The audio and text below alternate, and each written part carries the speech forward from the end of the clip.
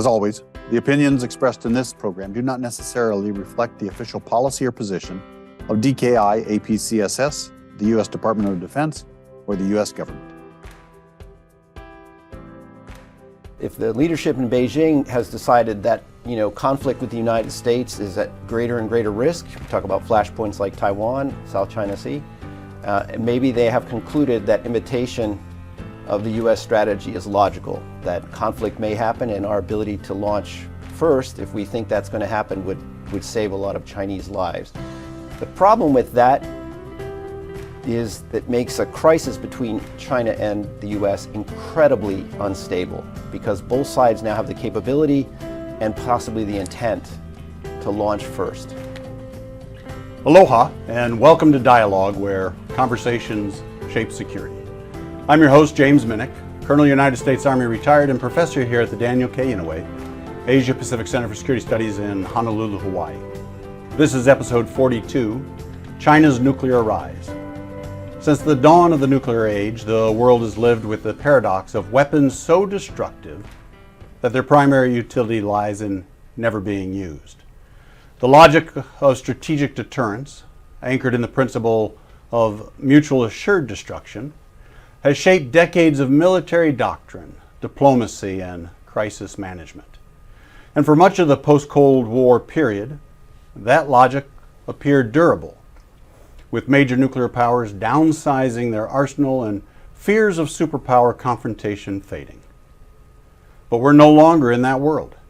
Today, the global nuclear landscape is entering a period of profound transformation, technologically, and geopolitically, and psychologically.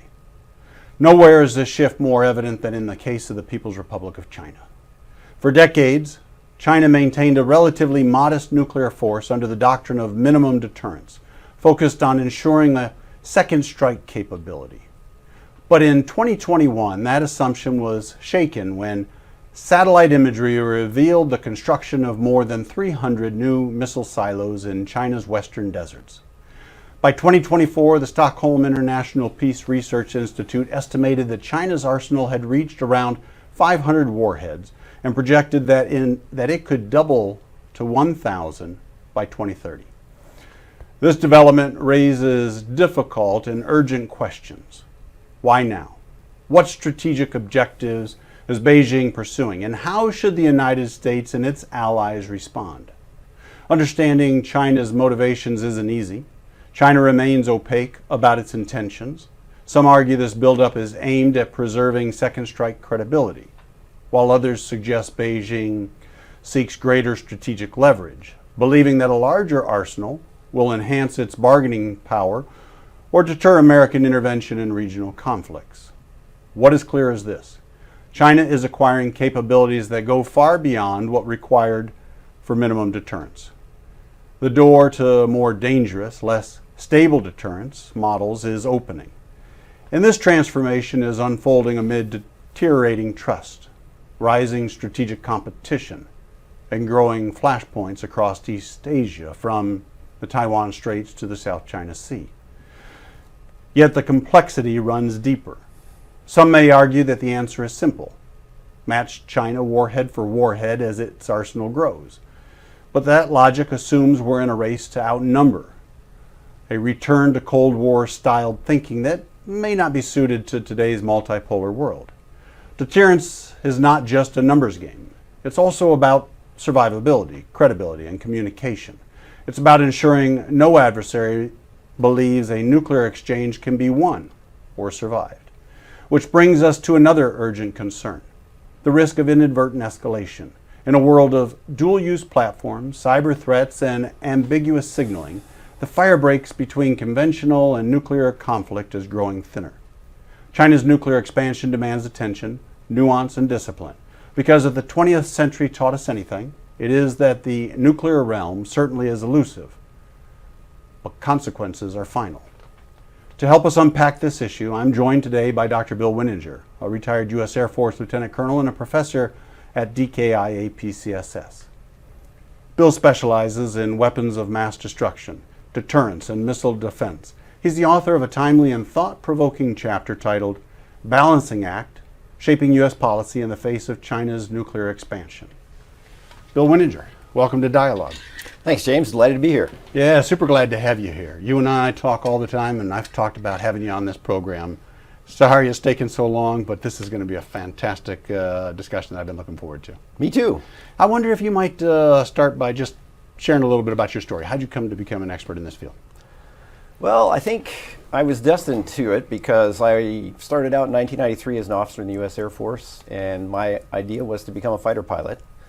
But at that time, the only job open to me was maintenance on ICBMs. So I joined in 1993, went to F.E. Warren, where I was maintenance officer on the Minuteman III and the Peacekeeper weapon system, which we no longer have. I wanted to get out of that as quickly as I could because it's, those northern bases are cold and the mission is actually really boring. You don't want a lot of creative thinking around nuclear weapons. So I managed to get the Air Force to send me out to Guam to be a pole mill officer, which I did. But I ended up getting back to nuclear weapons when I went to grad school. My initial dissertation was supposed to be on civil-military relations in Indonesia, and I had done a lot of field work on that. And then the Bali bombing occurred in 2002, which meant I could not return to Indonesia for my field research. So my advisor and I decided I would write my dissertation on the effectiveness of nuclear deterrence. There was a debate that's been well known for a long time between Kenneth Waltz and Scott Sagan, about whether or not nuclear weapons proliferation is good.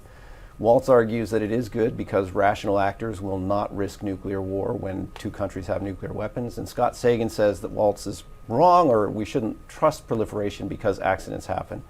And I thought this didn't really test Waltz's key contention, which is that rationality means nuclear war can't happen. So I set out to examine that, and I wrote my dissertation in 2004 on this question, ultimately concluding that nuclear weapons possession, mutual nuclear weapons possession by two states, does definitely reduce the risk of war, but it does not eliminate the possibility. And so we really need to think about how to navigate that space, and that's why I'm delighted to be here talking with you about today.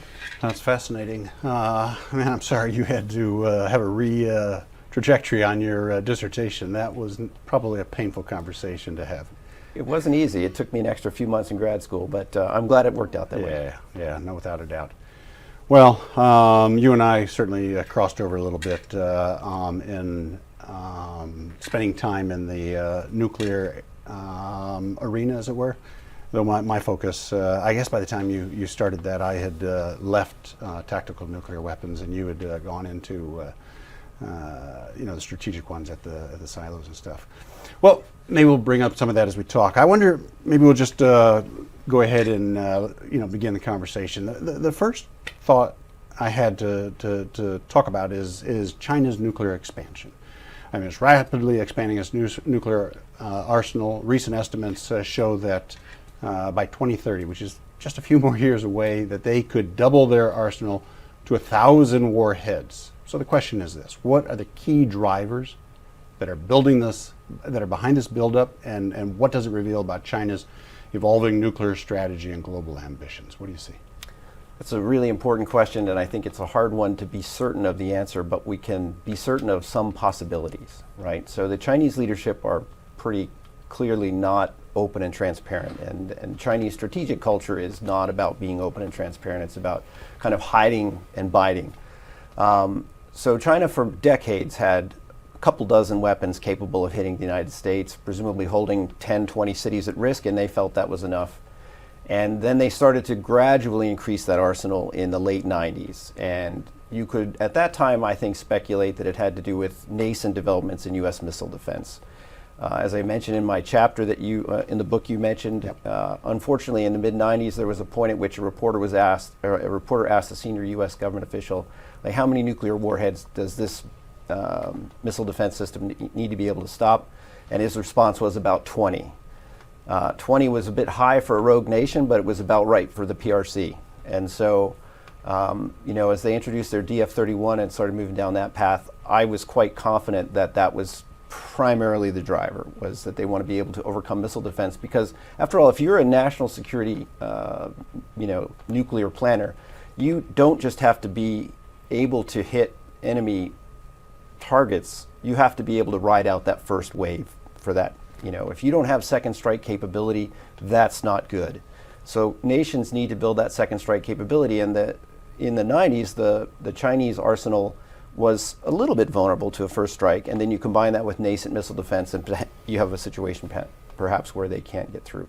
Fast forward to 2020s now, we see a dramatic increase in the arsenal. And so the question you ask is, why is that? It could still be related to missile defense because our missile defense systems have continued to get better and perform better and better than many of us expected. In fact, I read a good piece recently that highlighted one of the mistakes that critics of missile defense made was focusing on speed and not sensing. And so what we've seen happen in the most recent years is with advances in computational sensing, AI, etc., the ability to predict the path of a very fast-moving vehicle has increased, hence our ability to intercept has increased. But there are alternative explanations for China's decision to increase its arsenal. Teng Zhao, who's a scholar at the Carnegie Institute, has written a lot about this, and his argument is that this is driven primarily by a perception in Beijing that nuclear arsenal give you bargaining strength in international crises. He may have come to that, or the Beijing may well be thinking that, like, we need to increase our arsenal. The U.S. and China are in this competition, and we need to have strength because right now the U.S. has asymmetry. And there's a prominent U.S. scholar named Matt Kroenig who has published a book, The Logic of American Nuclear Strategy. Makes a very strong case that asymmetry has given the United States advantage in crises and in international bargaining. Now, there are scholars who disagree with some of his findings, and I happen to be one of them, but it's definitely possible that the Chinese have read his book, seen his stature, and thought maybe we need to do this too. Third possibility is the most disconcerting one to me, which is the possibility that the PRC has decided to embark upon a damage mitigation launch on warning posture. We don't talk about this a lot publicly in the United States, but the reality is that our current nuclear force posture is perfectly structured for damage mitigation, which is the idea that the president gets very strong intelligence indications that an attack is imminent, and he would therefore be able to launch some of our very rapid response, accurate weapon systems, the Minuteman III I used to work on, and take out as many of the enemy's nuclear weapons before they launch as possible, therefore minimizing the amount of damage the United States suffers in that conflict that the president has come to believe is inevitable. If the leadership in Beijing has decided that conflict with the United States is at greater and greater risk, we talk about flashpoints like Taiwan, South China Sea, maybe they have concluded that imitation of the U.S. strategy is logical, that conflict may happen and our ability to launch first, if we think that's going to happen, would save a lot of Chinese lives. The problem with that is that makes a crisis between China and the U.S. incredibly unstable because both sides now have the capability and possibly the intent to launch first. That's very comprehensive and yet a little bit disquieting, I might offer. And so as you were talking, I kind of wondered, we went through the Cold War, decades of trying to posture against the other side and try to understand them. And so let's talk about, what are those lessons from the Cold War that we might be able to pull on here? Even before the show, you and I were talking about, I first started thinking coherently about this in school, pulling clippings on the 1972 SALT treaties and then of course the anti-ballistic missile treaties and all those things that came out of that period. Are there lessons that from the Cold War that apply to the deterrence application today? And if so, what are they? And if not, what shortfalls are we considering here in this context? So the shortfall we face right now is it's no longer a bilateral or bipolar world. We have Russia, China, and the United States, right? And so that multipolarity dynamic of major nuclear powers is new, and that introduces a little bit more uncertainty and instability into the mix. That I think we need more scholarship on. Lessons that I think we can draw from the Cold War are very clear. Have you heard of exercise Able Archer? Yes, of course. Able Archer in 1983 was a U.S. command and control exercise in NATO that was designed at a period when the Cold War had gotten very cold again, early in the Reagan administration, to test NATO's nuclear command and control capacity in the face of a Russian invasion. And what we learned in the middle of this exercise was that the Russian spies were picking up on Able Archer in a way that was leading Russian leadership to believe it was actually the prelude to a sneak attack. Yeah. And so the exercise was actually canceled midway through because of this concern. So what that tells you is how easy it is to misperceive things in this. And so you need to have a lot of communication between the two sides, which we don't have right now with the PRC. We need more communication. The other big lesson that I would draw attention to, and we can go into much more detail if you want, but I know we have other things to cover, would be the lesson of the Cuban Missile Crisis. In 1962, Robert S. McNamara was Secretary of Defense, and I've met Mr. McNamara, and he said very clearly in a documentary called 11 Lessons in War that we got lucky in 1962. It was luck that prevented nuclear war. And I asked him in person how he felt about that, and he was very adamant that we lucked out. One of the things that they didn't know in 1962, the U.S. intelligence community was assessing with high confidence that there were no nuclear weapons yet in Cuba. And in 1992 or 93, there was a meeting between the principals of the Cuban Missile Crisis at which McNamara learned that there were already over 100 nuclear weapons in Cuba. And he was just dumbfounded by this revelation because the United States came very close to attacking Cuba under the presumption there were no nuclear weapons there. But what it turns out is there were nuclear weapons there, and the local commanders had been pre-delegated authority in some circumstances to use them. And McNamara knew how close the U.S. came to attacking Cuba in mistaken belief there were no nuclear weapons there. So miscalculation definitely can happen, and it will be more likely to happen if there's less communication. You know, in both your stories, I had to harken back on a few things. And it reminded me how not just this miscalculations, but this escalation of things that are going on. So in 1983, I was up in the Korean DMZ at a fire base. I was deployed up there. And I remember the night that the Korean airline flight 007 was shot down by the Soviets. And this is happening in '83, and there's, you know, how are we going to respond? But yet, you know, you've got Able Archer going on at the same time frame, or you know, when I think back on the Cuban Missile Crisis, of course, you know, Graham Allison wrote a great book on it. But if I'm just going to go to contemporary pop culture, what was it? 13 Days. Great movie. Great movie, right? In that movie, they talked about how during those 13 days, the U.S. was conducting routine or scheduled, I guess is a better term, nuclear tests. I think it was part of the Dominic series tests that were going on. And so we tested an underground nuclear test device. And so if you're the other side, you just, you know, you're questioning these actions that are happening, you know, whether they're posturing and we got to move it up, and this is a dangerous place to operate. Yeah, another thing that happened in the Cuban Missile Crisis was an overflight by a U-2, which was routinely scheduled near the Soviet borders. The pilot went off course and flew into Soviet airspace, and he safely flew out, but certainly could look like the prelude to an attack. And so I think in 13 days, one of the characters says, you know, there's always some dumb person who doesn't get the message. And so, yeah, what would a local commander do? You know, another one during the Cuban Missile Crisis, there was a Soviet submarine on station that was being depth charged, not in an intent to sink the ship, but depth charged with light depth charges trying to force this diesel-electric submarine to surface for hours. Yes. And the captain of the submarine had a nuclear torpedo and had decided to use it on an American destroyer. However, command and control in the Soviet Union required concurrence from two other officers, one of whom did not concur. And again, had that not happened and a nuclear torpedo had taken out a U.S. destroyer, then you can see where that might go. Yeah, obviously.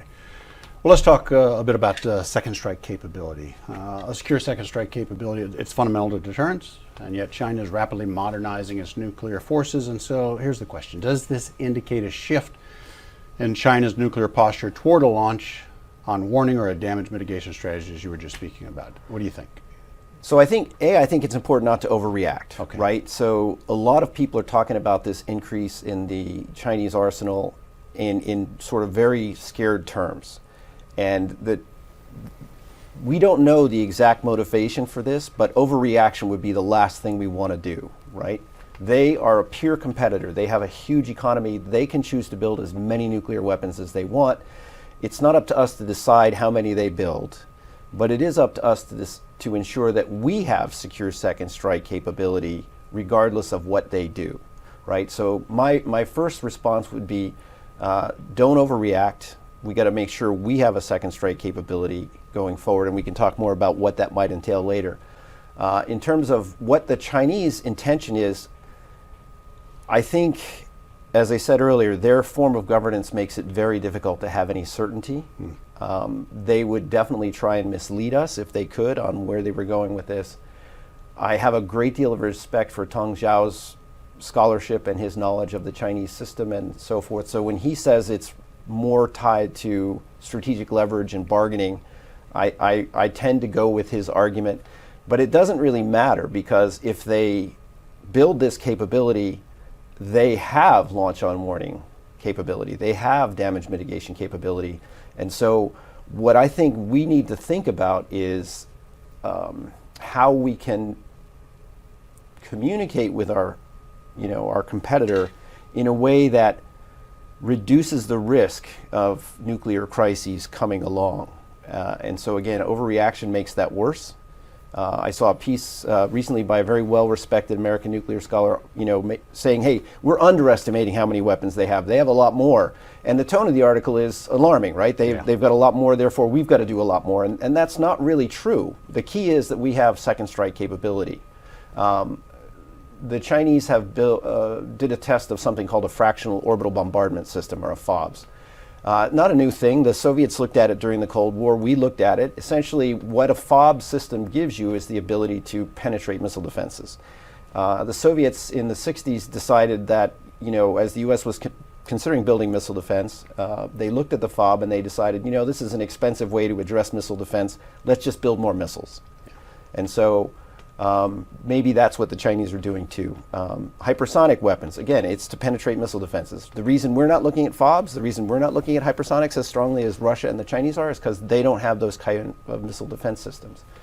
So this gets to something that you and I hadn't talked about earlier, but I have to bring up, and it's a really unpleasant reality. Missile defense, the idea that we can defend ourselves from enemy attack, is obviously a logical thing to want to do. But nuclear weapons have made the world illogical in some ways. And so we can build a missile defense that'll probably be effective against a country like North Korea or Iran. They have limited resources. There's only so much they can do. Against a peer competitor, I don't think it's possible, because they can just keep putting more money into their own systems to overwhelm that missile defense system. During the Cold War, McNamara commissioned a study that found that for every $3 we spend on missile defense systems, the Soviets need only spend $1 to overcome that $3. So it's a losing proposition. Technology is different today, but it's different on both sides. And so, barring some unforeseen technical breakthrough, missile defenses, while very attractive and very useful against somebody like Iran or North Korea, are not going to help us against Russia or China. And so we have to figure out how to navigate that space without creating an arms race and a destabilizing situation. One thing I worry about is mistakes again, right? So we build a missile defense system that we have a high degree of confidence in, and that gives us excessive risk-taking propensity because we think we have this defensive shield, which may not work. I want to pull on several things you've talked about, but I think I want to do it going through this issue of, contemporary, the Russia-Ukraine war and nuclear deterrence. Despite nuclear threats. I mean, Russia has refrained from using its nuclear weapons there in Ukraine, and though it's been discussed many times if they would. And of course, the war is not over. But what does this tell us about nuclear deterrence in practice, and how might China interpret these lessons? Yeah, so that's a great question. Prior to the Ukraine war, I think many scholars, myself included, were very much worried about a conventional escalation to nuclear escalation, which then would be uncontrolled. And the lessons of the Ukraine war, I think, maybe give us some confidence that the threshold for nuclear use is harder to cross than we thought. I just reviewed the numbers today. As of late January, the best estimate I've seen from IISS is that 167,000 Russian soldiers have died in 3 years. 367,000 seriously wounded, like life-changing wounds. So they have suffered enormously. As you said, they've threatened the use of nuclear weapons, but they haven't done it. Ultimately, one thing that many people aren't aware of is that sort of battlefield nuclear weapons they're really problematic to use. You think of nuclear detonations in popular culture, and it's sort of the end of the world kind of thing. But on a battlefield, which is pretty large, using 10 kiloton nuclear device, the area effect isn't that great. And against military targets that are on the move and somewhat hardened, again, more limited. So before the invasion of Ukraine, Russia had a lot of tactical nuclear weapons, and there was talk that they had this idea of escalate to de-escalate. Right? We're losing a conventional war, so we will detonate a dozen or a handful of tactical nuclear weapons to show how serious we are. And ultimately, what I think the history of Ukraine proves is that that would show how serious they're not. Because if they use enough to make a significant difference on the battlefield, they'd be using so much, or attacking a strategic area in the rear, we're killing so many civilians, that escalation control is totally, you can't count on it. But if you use a small number of weapons, then you haven't really done that much damage, and you've shown that you're not serious. And oh, sorry, go ahead. No. Well, I was thinking. I mean, I wanted to pull on what. You know that I spent the first 10 years, the last 10 years of the Cold War in tactical nuclear weapons. Right.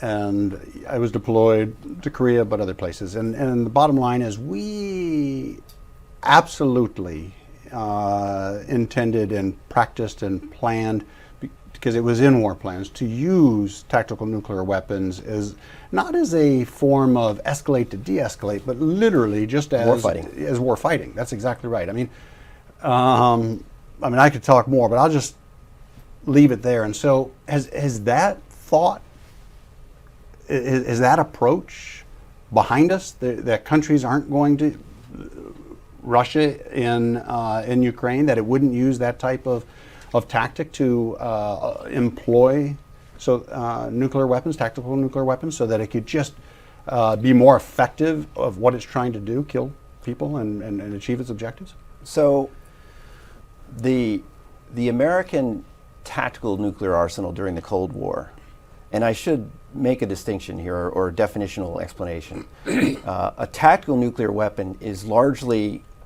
just a term we use for weapons that are not strategic, and they're not strategic in the sense that they're not delivered by an intercontinental weapons platform, and that came out of arms control negotiations, right? So I was on a START inspection team at my first base in Cheyenne, Wyoming. The Russian team came out to inspect our Peacekeeper weapon system, and they were, the treaty allows you to focus on the delivery system. An ICBM is big, a nuclear weapon is not.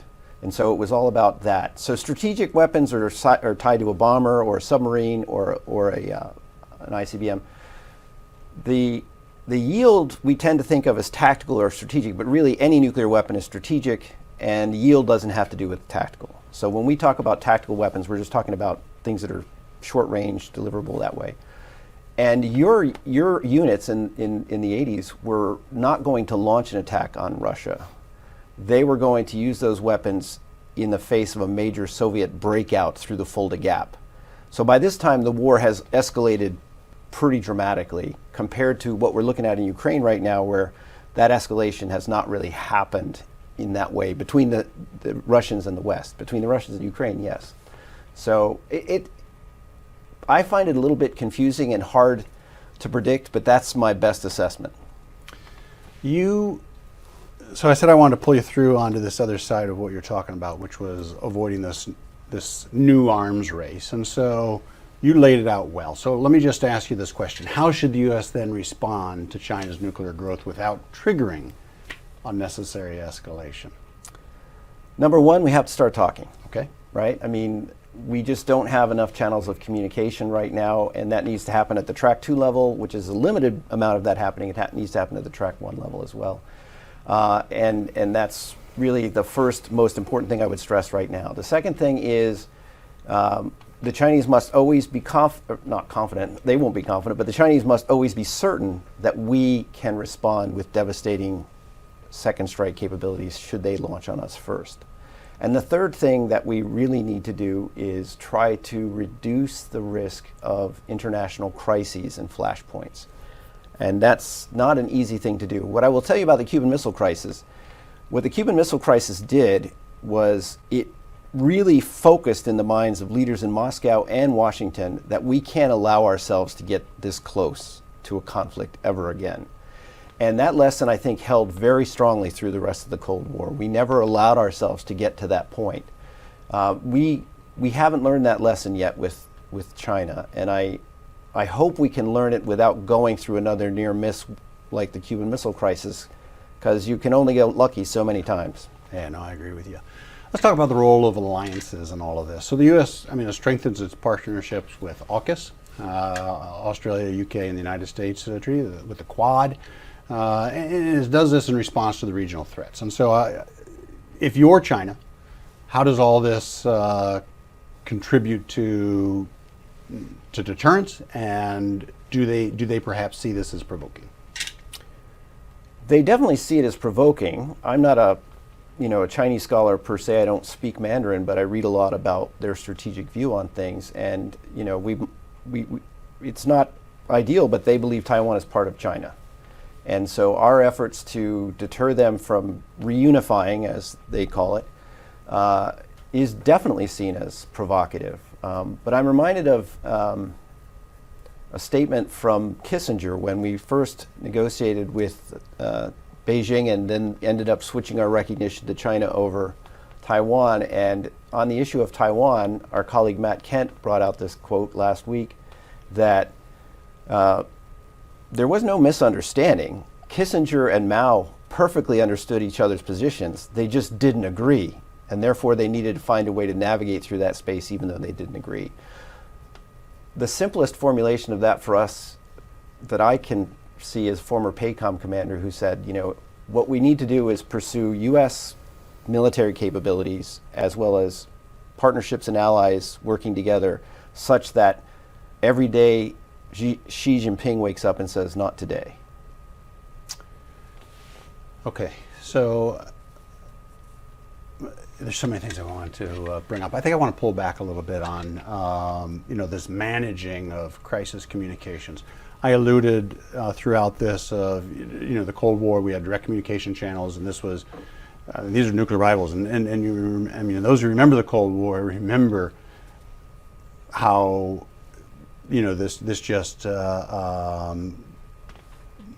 everything was seen through this prism of real stark enemies on either side, and yet we sat down and negotiated treaties. I spoke about that. We had communication channels that went forward, and as you've noted, these things are lacking right now with China, and China has the capability to continue to expand on all of this. And so I think I'm going to pull on what you've talked about and ask you, the hard questions. So what do we do? We're not doing it. We're not talking. So, and you talked about alliances and how these things are trying to build up size and have. What can we do differently? What would you suggest that would reduce this risk of miscalculation or accidental escalations? Well, as far as I understand it, right now the Chinese are reluctant to talk to us. So there's a limit to how much we can do other than to continue to encourage them that we do want to talk. With the Soviet Union and the Russians after the Cold War, one avenue of conversation that proved productive was scientist to scientist discussions. So there was a lot of cooperation, particularly after the Cold War, where scientists were visiting each other. There's an example of that with North Korea. You're familiar with Dr. Sig Hecker, former director of Los Alamos National Labs, made, I think, 11 trips to North Korea, including 8 to the nuclear complex at Yongbyon. And so that kind of dialogue can be very beneficial. So maybe that's a place to start. I actually like that a lot. Frankly, we actually see that that type of engagement actually does lead to more sustained and broadened engagement. As we're running a little bit low, let me ask one more question, and this is on the future of U.S. deterrence. So as the nuclear landscape in the Indo-Pacific continues to evolve, and it is evolving, and U.S. policy faces new challenges and choices, and there are plenty that are coming before us, what should be the top priorities for U.S. nuclear strategy in the coming decades? What should we be doing, the U.S. strategy? Well, I'll offer a couple of thoughts on that. I had thought about this before, but as our conversation has evolved, some new thoughts have popped up. Obviously, we've already talked about the importance of second strike, and so one of the things we're facing right now is the expense of recapitalizing our nuclear delivery forces, right? The Minuteman IIIs came into service in the 60s. They've been, upgraded a little bit and revitalized and maintained very well, but it's getting more and more expensive to maintain them, so we have a new program called Sentinel, which is billions and billions of dollars over budget. And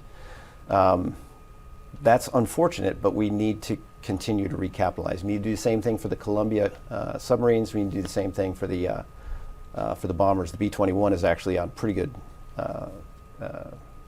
within budget, I think, which is unusual. We have to think carefully about how AI and computer technology affects command and control today. There's an interesting incentive to use more AI because AI can recognize patterns quicker than we can. The problem is we don't really understand why it's recognizing the patterns, and sometimes it will see a pattern that is incorrect. So, there's going to be a temptation to sort of more tightly integrate AI into our strategic communication and strategic decision making with regard to this. I think we have to be extremely careful about how we do that. A couple of years ago, there was a news story about one of our old missile complexes, and they were making a joke how they were still using 8.5-inch floppy disks as if that was a bad thing. I'm like, well, that's really a good thing because now I know it's not connected to the internet. So we really have to focus on that, and I'm sure that dialogue is happening in classification levels I don't have access to because it has to, right? So, but we do need to be mindful of that, and that's where another thing I think that our strategy needs to be very clear-eyed about. You make mistakes when you're scared. You make mistakes when you're anxious. And as I mentioned earlier, there was an article recently about the Chinese buildup is actually more advanced than we think, as if that's an alarming thing. And we need to be confident in ourselves. We do have a secure second strike capability right now. There is no question. Those systems are old, but they still work. And as long as we continue to, maintain that capability, we have,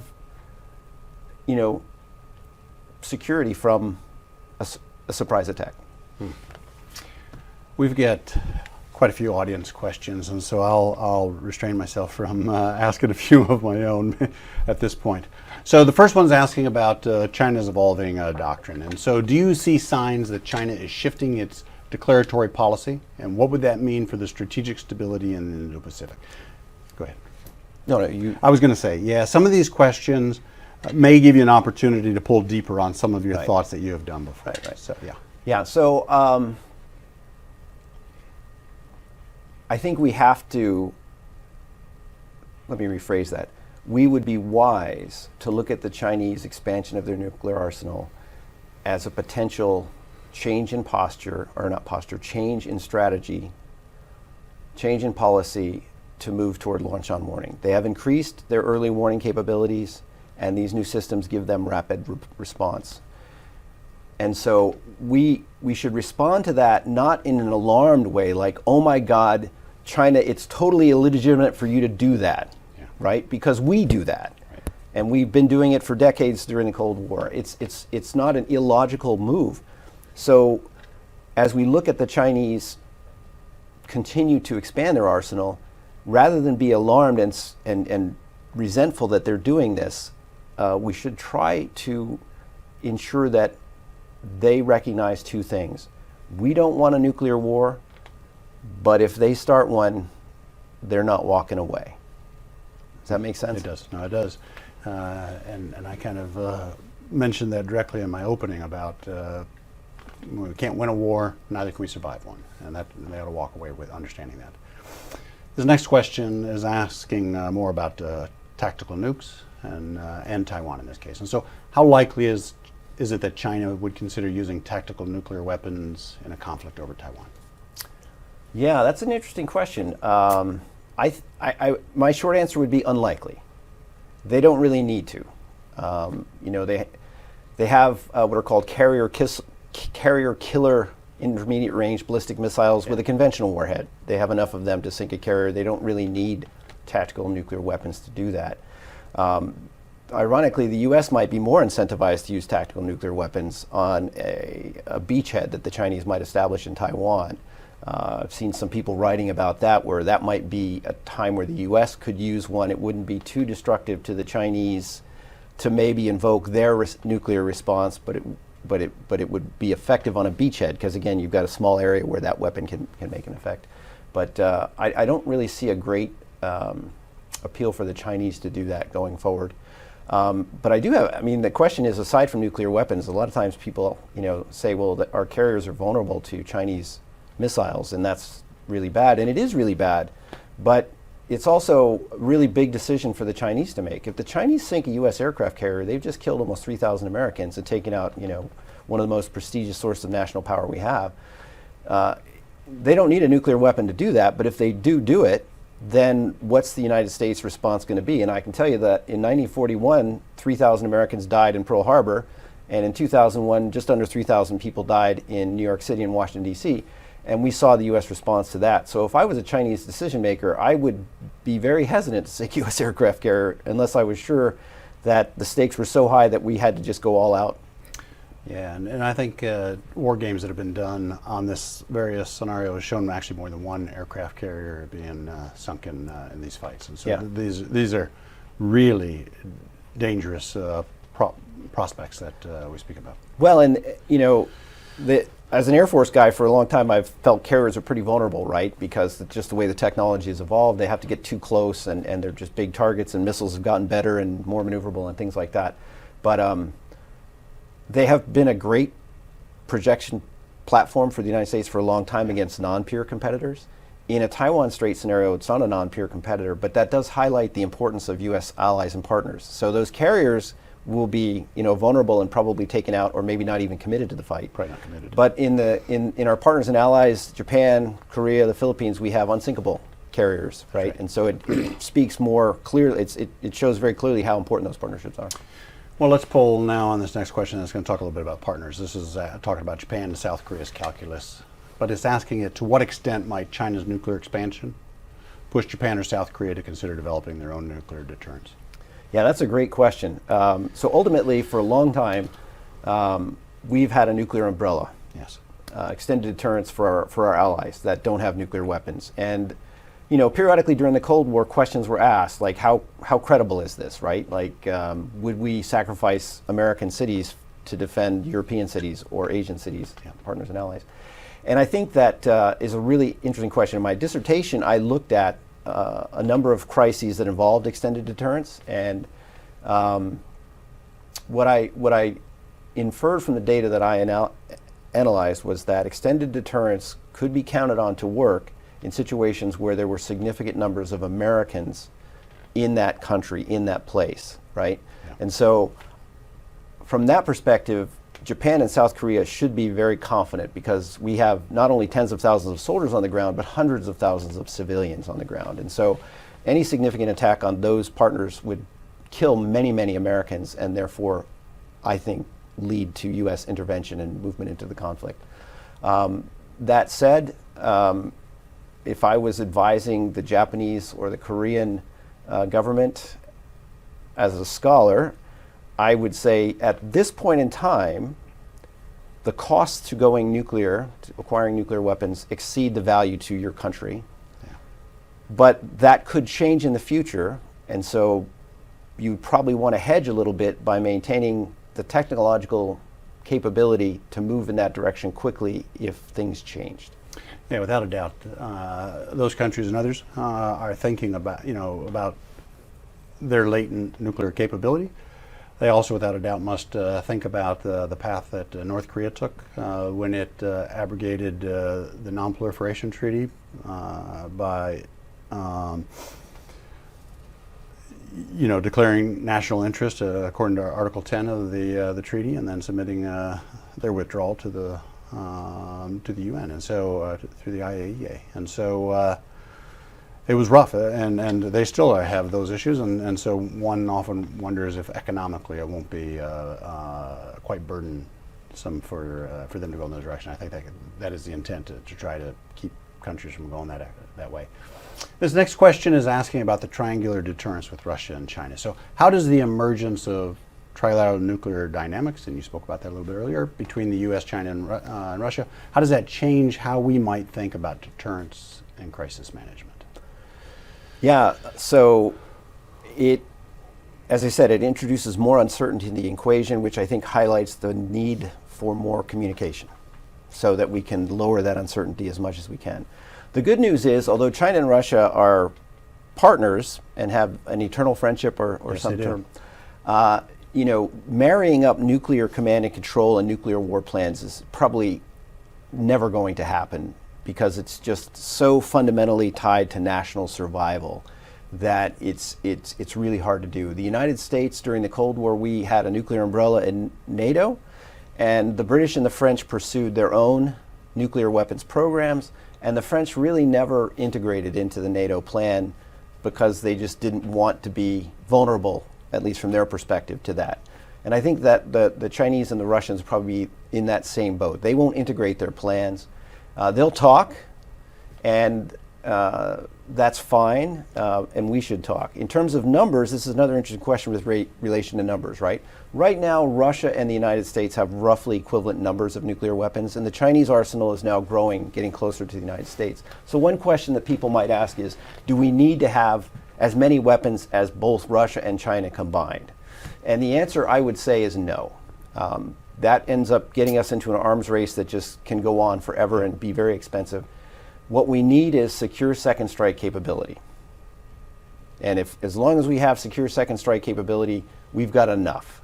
I think we probably also want to say that we don't want either of those two countries to have significantly more weapons than we do, just out of an abundance of caution.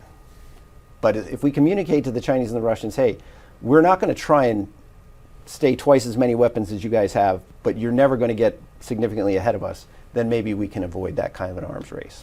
Well, then let's pull on that. This next question is asking about arms control prospects. So do you see a realistic pathway for a nuclear arms control agreement between the U.S. and China? That's a great question. So in the field of arms control, I think there's a reasonable debate about whether arms control creates trust or arms control follows trust. I tend to lean a bit more on the arms control follows trust than it creates trust, although it can help. I will say my personal experience when I was at F.E. Warren in 1994 and that Russian START inspection team came out, I developed a little bit of trust with the START inspectors, the Russians that came out. Strategic Arms Reduction Treaty. Right, Strategic Arms Reduction Treaty that we negotiated in 1990s, and we reduced the number of weapons, and the Soviets and the Russians reduced the number of weapons as well. Then we went to START 2, and then we went to New START. Now we don't have any of that, but at the time that was funny. I have this picture back somewhere in my house where the 10-person Russian team came in and our 10-person American team there, and we're all in a group photo, and everybody looks stern and mean, and I'm sure they're all KGB, and they're sure we're all CIA. And after 3 days or 4 days of this inspection, I'm pretty sure that guy is KGB, but most of them are just rocket forces guys, and we developed a little bit of trust there. So in terms of arms control in Asia, years ago, Russian fellows attending APCSS events were asking me, Bill, how can we bring China into arms control, nuclear arms control? Because the Russians at that time were interested in it. And ultimately, the Chinese had made very clear, until we're equal, we're not interested. So from the Chinese, from what they have said, as their arsenal approaches ours in 2030 or maybe before, they theoretically will be open to arms control. But I I wouldn't put too much emphasis in getting an actual treaty because that's so hard to do. We can work toward that. That's not a bad goal, but more important than a treaty is stability and communication. Well said. This next question is asking about no first use policy. And so would it enhance deterrence for the United States to abandon its informal assurance of no first use of nuclear weapons? I've long been a believer that no first use pledges are meaningless. When push comes to shove in a crisis, if you think your national interests require you to use nuclear weapons, you're not going to stop because the president before you, or even your own presidency 6 months ago, said we're not going to use nuclear weapons first. I think no first use pledges in an environment where they're believable can elevate a little bit of trust, but if we try to use no first use when it's not really believable, then it undermines trust. So the United States does not have a no first use policy. We've never had a no first use policy. We're a little bit ambiguous about what might cause us to use nuclear weapons first. The Chinese have a no first use policy, but do I believe it? No. And they're moving away from it. The Russians had a no first use policy. Did I believe it? No. I don't think you really can. So I think the key is to build stability, to build trust, to communicate. And if you're making promises that are clearly not likely to be honored, then you're not going to be building trust, right? 15 years ago, before the Chinese nuclear buildup, a Chinese general told me at an event that their nuclear posture clearly indicated that they were no first use. Didn't matter what they said, but they were postured in a way not to use nuclear weapons first, which is true at that time. They had liquid-fueled ICBMs, probably warheads not mated, and it would take them a little while to do that. So that posture suggested no first use.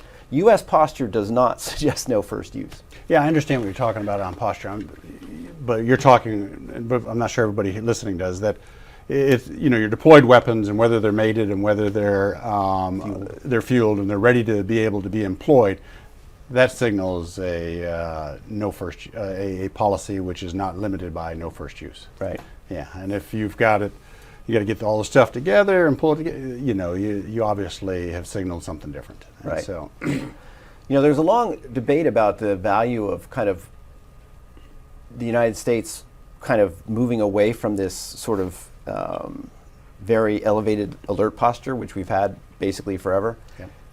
And it's an interesting philosophical debate. I don't know where I fall down on this, because some people say that would be great because it would reduce the risk of miscalculation in a crisis. Other people say it would make the crisis more dangerous because at some point you'd have to decide, things have gotten significantly scary. We need to start getting our alert posture higher, which then could create the very dynamic you're trying to avoid. I think we'll take one more question. And so this one's asking about rational actor assumptions. And so much of the deterrence theory depends on the idea of rational actors. And so do you see this as a reliable assumption when it comes to China? Yes, I do. I think, human beings in general are pretty rational most of the time, maybe. But if you're the leader of, an advanced industrial country, you had to make a lot of rational decisions to get there. So I don't worry about the leader of China being irrational. I do worry about the leader of any country being surrounded by yes people who tell them things they want to hear, right? Like Russia probably would not have invaded Ukraine if people told Vladimir Putin, you're going to lose 167,000 troops, right? They probably told him it would take 3 days, pack your parade uniform. In our own country, a lot of people were advising President Bush, G.W. Bush, that Iraq would be a pushover and we would be fine. And then we found that that wasn't the case. And I wonder if President Bush at that time in 2001 would have said, this is going to be too costly, we can't do this, right? But General Shinseki was fired essentially for saying, the Army Chief of Staff. Yeah, so he was fired for suggesting that this would require a lot more force. So clearly that administration didn't want to hear that argument. So that, rather than rationality, strictly speaking, I worry about bad information at the highest levels, which again gets back to talking. If Xi Jinping and President Trump are talking, then they're less vulnerable to their advisors telling them what they want to hear because they're hearing it direct, right? When President Trump met with North Korean President Kim Jong-un, many thought, oh, this is a bad idea. We were giving the North Koreans credibility, and I thought, there is that cost, but having that direct dialogue has value. It ultimately didn't pan out the way you and I had hoped. We've talked a lot about that. Yeah. But, yeah, so I think the rational model can still be relied on. Another example from the Cuban Missile Crisis I think is relevant here. At the height of the crisis, there were senior people in both Moscow and Washington who were strongly pushing for actions that they should have realized were too dangerous. But they were pushing anyway. An attack on Cuba, an attack on the United States fleet, that submarine I mentioned earlier. Both Kennedy and Khrushchev, however, clearly are not willing to go down that path. So the question that we haven't been able to answer since then, because we haven't had a similar crisis, is were Kennedy and Khrushchev unusual, or is that the thing you're going to get in the leader of such an event? You know, once you get to that position, you can't afford to take the risks that some of your underlings may encourage you to take. Does that make sense? It does. Yeah. You know, I'm going to ask you for a book recommendation, but I think I just might note that you know, you and I have worked together on a lot of things, including you've been writing for me on these books that we're putting out, and we've got 2 books coming out. We've got, and this is in the Strategic Edge series, and so The Edge of Competition, you've got a reissue of this book. It'll be this chapter, which will be on China's nuclear rise. Mm-hmm. And then you're working on a collaborative one on nuclear Indo-Pacific, and so a much broader look at that, and that's coming out at the beginning of the year. And so I know you are deep in this topic, and we're really grateful with that. Maybe you might recommend to the audience somebody else that you've read and think that they would value from reading as well. Yeah, so there's a lot of potential candidates for this, and I don't mean to say any of the ones I didn't choose are not as good, but I think really interesting, people don't know this fellow very well, but his name is Fred Kaplan. This book came out in 2020. It's about the history of U.S. decision making with regard to nuclear strategy, et cetera. Fred had also written a book in the 80s called Wizards of Armageddon, which really focuses on the early era of nuclear strategy development. Both are excellent and well worth reading, and have sort of anecdotes and stories and insights that you don't really see normally. And it's pretty good reading. It's not dry. Well, thank you for that recommendation. Thank you for being here. I look forward to having you back here as a guest on another topic soon as well.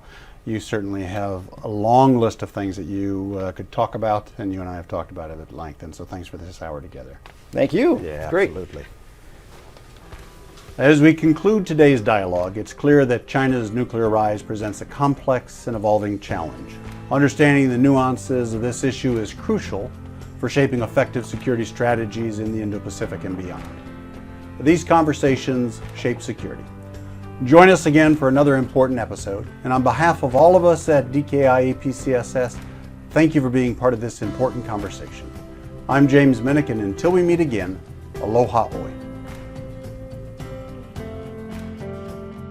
As always, the opinions expressed in this program do not necessarily reflect the official policy or position of DKI APCSS, the U.S. Department of Defense, or the U.S. government.